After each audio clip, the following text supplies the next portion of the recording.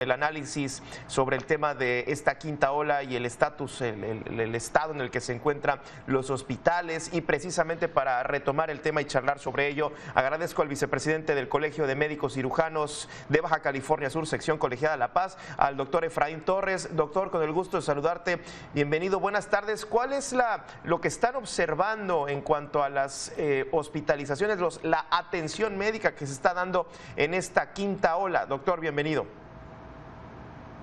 Hola, ¿qué tal, Gabriel? Es un gusto estar aquí nuevamente participando, colaborando para informar correctamente a la gente, porque seguimos enfrentando a la pandemia, Gabriel. No se ha ido, sabemos que estamos en la recta final.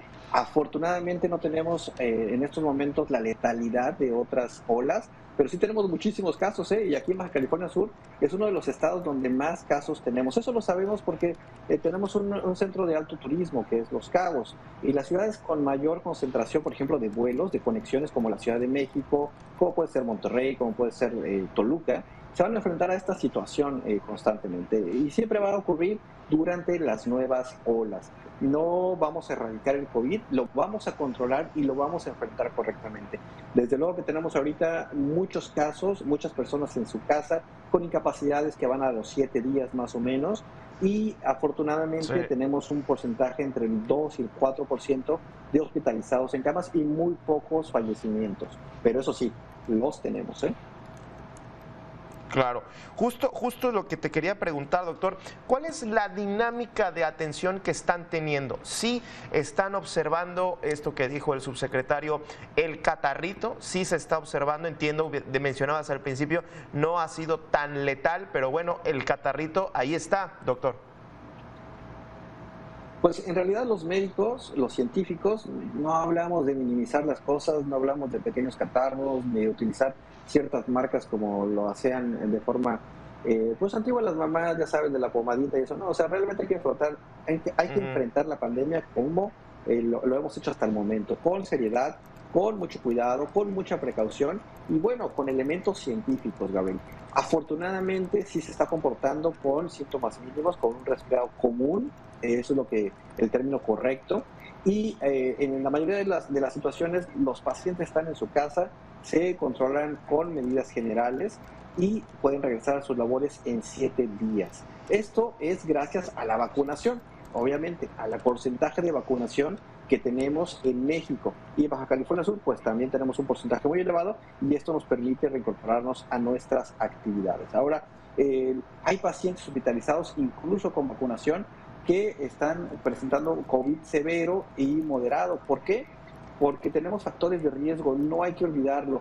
La pandemia no es igual para todos. Si tienes factores de riesgo, hipertensión, diabetes o algún problema en tu sistema inmunológico, te debes de cuidar porque puede ocurrir que una variante nueva, como estamos observando ahorita, subvariantes de la Omicron, son las que están llegando a nuestro país, Gabriel, la BA12-1 Sí. o la BA4, BA5, son las que están llegando a nuestro país y les quiero recordar que estas variantes se pueden generar en los pacientes no vacunados. Es muy importante hacer hincapié en que las personas no vacunadas deben acudir y apoyarnos. Por supuesto, los niños menores de 12 años apenas están iniciando la vacunación y ellos también podrían ser un reservorio para nuevas variantes o subvariantes que pueden afectar a los no vacunados y a las personas en riesgo aunque tengan vacunación, ¿eh? Que eso en un momento lo quiero tocar. Ayer estaba en redes sociales, estaba revisando y me llamó la atención que era muy constante la expresión o la publicación de usuarios, 2 años y medio libre de contagios y ya salí positivo. Y otra persona también hablaba, llevo casi 3 años de pandemia, no me he contagiado y ayer salí positivo. Y así constantemente, personas que pues durante casi 2 años y medio pues la habían librado y ahora en esta quinta ola se están contagiando. A estas personas, hablando de estas nuevas subvariantes, ¿hay algo que detectar, algo distinto o ya hemos aprendido y bueno, no hay que entrar en pánico, doctor? Hay que entrar en el modo de precaución, en el modo de cuidado, en el modo de ser ecuánime, de enfrentar la pandemia y la tragedia de nuestro siglo, Gabriel, de nuestra generación. El coronavirus cambió y modificó la historia y se va a escribir en los libros de seguramente escuelas, primarias, en todos los niveles educativos, porque revolucionó el pensamiento del ser humano, así como sucedió con guerras o con otras pandemias que han ocurrido a través de la historia. Entonces, esta es una etapa difícil, tal vez de las peores que hemos enfrentado en nuestra generación, y que nos harán reflexionar sobre el cuidado en muchos sentidos, cómo nos transportamos, cómo nos relacionamos unos a otros, y yo diría que afortunadamente en este momento, gracias a la tecnología, logramos tener vacunación para protegernos y lidiar con un virus. Es un virus de ARN que muta muchísimo. Los virus de ARN buscan quedarse en nuestro mundo, buscan subsistir, y por lo tanto su receta más eficaz es replicarse para generar nuevas variantes y eludir nuestro sistema inmunológico. Por eso insistimos, lo más importante precisamente son las medidas de vacunación a todos, ¿no? Y ahora, regresando al tema de las hospitalizaciones, doctor, entiendo que son mínimas, pero ahí están. Como bien dices, se siguen hospitalizando. ¿Cuál es la característica que están teniendo estas hospitalizaciones en esta quinta ola?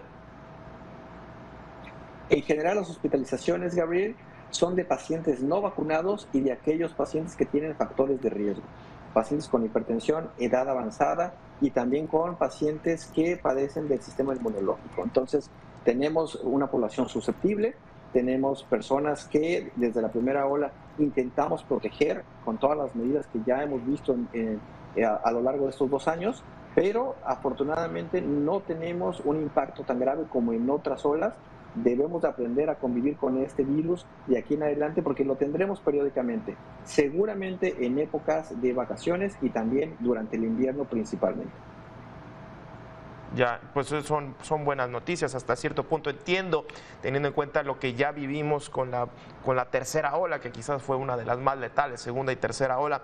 Ahora, comentabas sobre los pacientes no vacunados y con comorbilidades. ¿Cómo nos está agarrando esta quinta ola en cuanto a los insumos?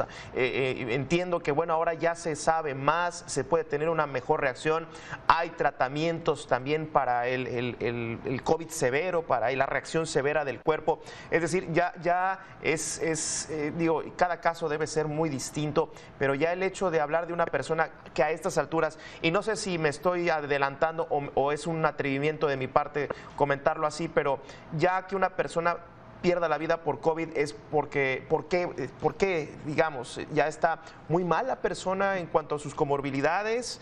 ¿O a qué se le podría atribuir que a estas alturas, teniendo en cuenta que ya sabemos más, que hay, digamos, entre comillas, más insumos y más conocimiento, pues que todavía pierde la vida una persona, doctor?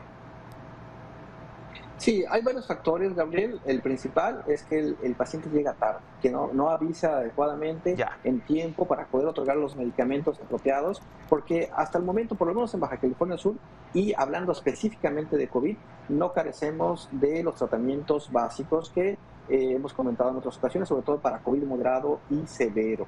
Por supuesto que los antivirales se deben de otorgar en pacientes que tienen un COVID moderado y severo para prevenir hospitalizaciones, y eso sí, todavía no se han distribuido a nivel nacional como esperaríamos, porque se ha confiado muchísimo en el porcentaje de vacunación.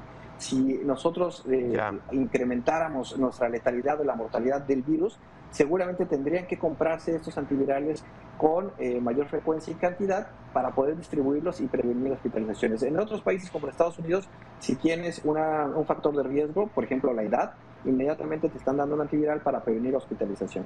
Pero entonces sí, el llamado es que inmediatamente, si tú tienes un factor de riesgo y sales positivo, sales con síntomas, debe de notificar a su médico de confianza para que iniciemos la vigilancia, y efectivamente, como tú lo comentas, ya en este momento no deberíamos tener muertes por COVID, a menos de que el paciente tenga alguna condición que pueda complicarse por una infección, no solo el COVID, sino la influenza o el virus de catarro común o de resfriado común.